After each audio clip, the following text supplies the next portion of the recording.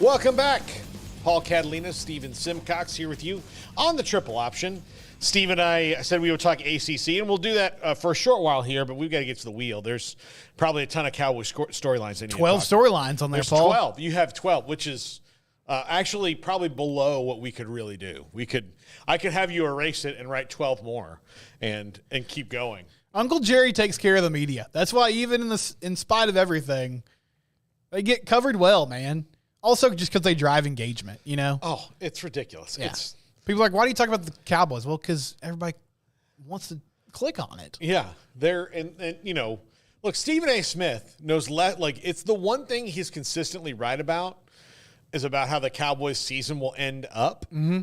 And he doesn't need to do any research on it. He just knows that it will be that way until it's over. You know, this is not no team with Rosno Nesterovic is ever going to win the NBA Finals. And you're like, well, I mean, Rosno didn't really play that much, and Tim Duncan's there. So, I mean, yes.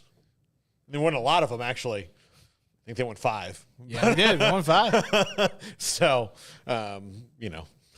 So, yeah, like that's not his thing, or where he goes off on a tangent about a player who's already been cut long ago. He did a thing, I remember it's funny, and it got sent to me because it was Derek Johnson. He's from here in Waco.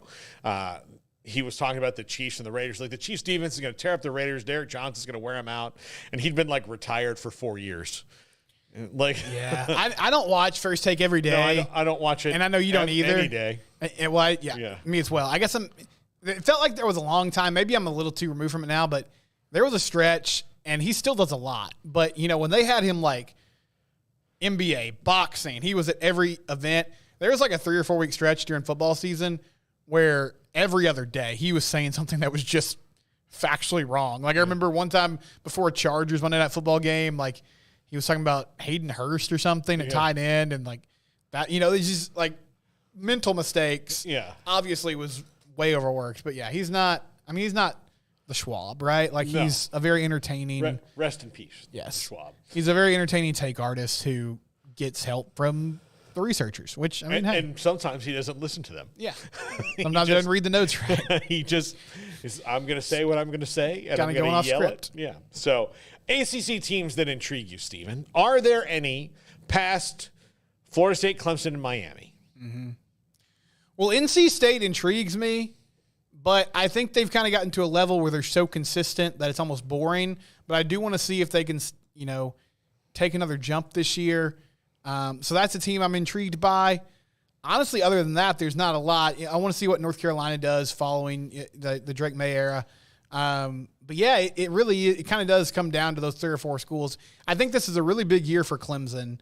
Obviously, you've talked at length, Paul, about Dabo's reluctance to embrace the new world of the transfer portal and what that means for roster building for them moving forward. Their offense seems very uncreative and kind of out of sorts. We'll see if Garrett Riley can get that going in year 2. But if they're going to stay in the conversation, it feels like this is a big season for them to prove, like, okay, we're still – like, we can still be the bully here if things align right, because it's been a little while since we've seen that from Clemson. They've not been as good up front as they have been in the past. Mm-hmm. Now, look, they had a defensive line a few years ago that had 6 NFL players on it. I don't think that's the case anymore. I mean, they've probably gone from 6 to 3, so most teams don't even have 1. So it's not like they're at a deficit nationally, but there's just some things. And look, he has not reacted. Everybody's using it but him, so it's just going to be ridiculous when he refuses to use it, because the one thing I don't get, like, you can give me every other reason he has, and some of them are really stupid. Like, we all transferred in from the high school. Like, buddy. Now you're trying too hard. Like that, and the this program is in God's name, image and likeness. Like, we transferred a lot of people from death to life in the name of the Lord. Yeah. Praise God. That's one of those things that, like, I even think, like, Jesus hears and he's like, you're not helping me, man. It's hard enough. It's hard enough getting people to believe and live good lives. And then you say stuff like that, and they're like, do I really want to go to church? It is very young life leader, like, hey, we're cool too, you know? I mean, yeah. I get it. Okay, man. All right. You know, like, that's not really what I'm trying Does to Emery get have a to. young life shirt on? No, K-Life. Okay, I'm good. Okay. I was like, all right, well, Emery's going to take me out in the commercial break. In the name of the Lord, he will. Yeah, that's right. Absolutely. But what about those kids that Clemson was like, they really wanted to go, but, you know, they got talked into it, you know. Okay, my choices are Clemson and Georgia and Oklahoma and Florida. And I went to Florida, and they changed coaches, and I don't like it. And I really, you know, Dabo's maybe more kind of my guy and my cup of tea. He's not even taking those guys. Right. Like, the minute you say no to Dabo, your relationship with him is over. That's where the transfer portal, I think, can work for you as better than just going and trying to cherry pick a bunch of stars, is where you have a relationship with somebody. They didn't go to school with you. They didn't like where they went, and they want to go do that. They're a redshirt freshman. They're essentially starting from scratch. They're barely better than a high school player. So why you're not even taking those guys? Like, that to me is the one that doesn't make sense, right? Of all the things he says. Well, and I would ask him this, except I don't want to give him that idea. I think, to me, like, the bigger picture when you look at Clemson is you have an elite offensive coordinator right now in Garrett Riley. How long is he going to stick with you with this philosophy, wasting his time and talent, when more than likely the ultimate goal is to become a head coach? Like, if you're not going to address it and bring in talent for him to work with, then nobody can expect Cade Klubnik to develop properly, because he's not going to have the talent to throw around him. You're just kind of setting everybody up for failure. Yeah. Well, and they had a really good run. I mean, Garrett makes a great point there. They also need to hit on a QB again. I mean, like, Deshaun Watson and Trevor Lawrence, that was a long time ago now. And there's been kind of a cycle there of guys that can do certain things well, but aren't going to be, you know, game breakers, aren't going to take you to the next level. You take those words out of your mouth, because DJU is going to change my whole life. That's what I've convinced myself. I'm talking when he was at Clemson. He's going to change my whole life. I have to believe that, or I won't get up in the morning. I'll just pull the covers over my head. Sorry, honey. What is there to live for if DJU can't get us going? Can you get me a Pop-Tart? I'm just going to eat it here. Sorry about the crumbs. But they do, yeah, they got to do something there. And it feels like, we've said this before, but it's like self-imposed rules that nobody's enforcing. Yeah. It's like, well, if I win this way, what does that mean? Well, it means you still get a trophy. Right. Like, they're not going to put an asterisk on it because you use the transfer portal. Everyone else is doing it. Yeah. You know, Nick Saban did it. I mean, he eventually said, I'm kind of tired of this and want to leave, but, like, everyone's doing it. Don't worry about it, brother. It's okay. Yeah. There are, like, a family who doesn't eat gluten and they don't have a gluten allergy. They're like, oh, we don't eat gluten here. And you're like, well, do you have a gluten allergy? Like, no, we just don't do it. We're just doing it for the love of the game. And you're like, well, I mean, you can have all the gluten you want. Gluten's not the bad thing. Gluten, you know, like the carbs and the sugars and all that are the bad thing. Gluten is just a thing that you have an allergy to or you don't. Like, you know, like I'm allergic to pollen, so I don't, you know, go running around in beds of flowers. You know, that's why I don't do it. But if I wasn't allergic to pollen, that might be something that's available to me. I don't know. I don't know if I do it or not, but I wouldn't say I'm never gonna do that. Yeah, like, I never knew you couldn't frolic like that. That's kind of sad, Paul. It's a bummer. I'm very allergic to pollen. Look, if I was allergic to bee stings, I wouldn't be an apiarist, right?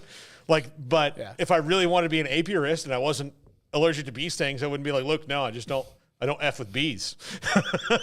You know, like Dabo Swinney's like, no, man, gluten's bad. And you're like, I can't touch that. Well, you're allergic to it?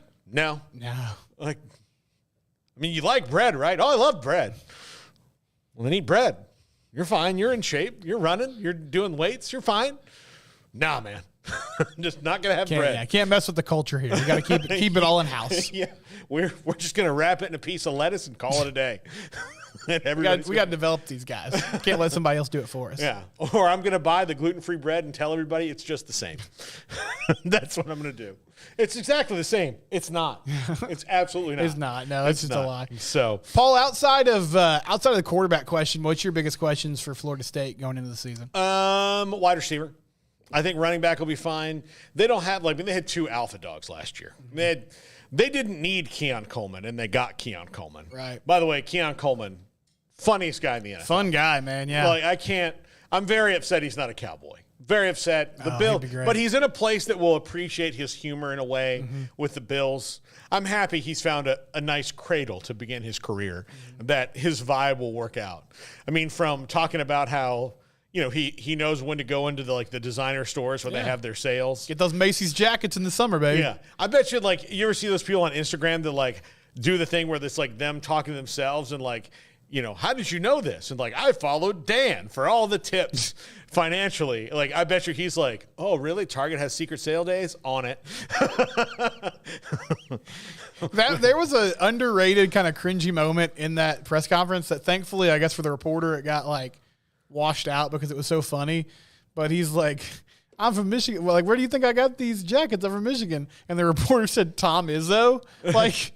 For some reason, I don't know if he was trying to make I guess he was trying to make a Michigan State connection, but I guess you got him from Tom Izzo. And he was like, no, I got him from Macy's.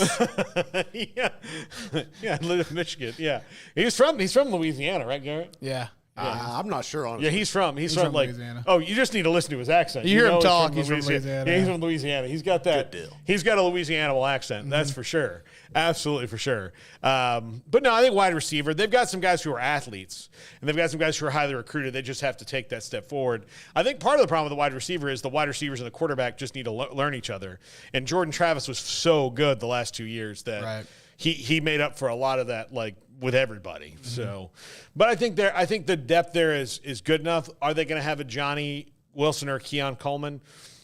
I don't know. Probably not. That was a unique situation. They had Jaheim Bell at tight end. All that. I think tight end's going to be fine. They got one of the best young tight ends coming in. They have Kyle Morlock, who's 11 feet tall and athletic and all that. So offensive line should be really, really good and deep. Defensive line, loses studs. I mean, Jared Verse is gone, but Marvin Jones Jr., comes to finally claim his legacy. Honestly, it's like Jon Snow. It's just like Jon Snow ascending to the throne. That's I'm so thrilled that Marvin Jones Jr. is at FSU. So I think he'll have a great year. So, again, they're not going to go 13-0. That's not going to happen, but you don't have to anymore. They don't have to. So we'll see. I think they'll be really good. I think DJU will work out well in Norvell's offense. I also am intrigued by Grayson McCall at NC State. I think he can kind of make them fun. Sure. If Tyler Shuck can stay healthy, Louisville will be salty as hell. I just don't. It's one of those things I can't believe until I see it. Remember when he transferred to Tech from Oregon and people were like, oh, man, Tyler Shuck, first-round pick. Yeah. Vibes, buzz. It feels like it was 100 years ago. It does. And and he probably would have maybe achieved that station in his career, but he is very fragile, and he has never made it through a season healthy. So, all right, we got to take a break because we got to get the wheel.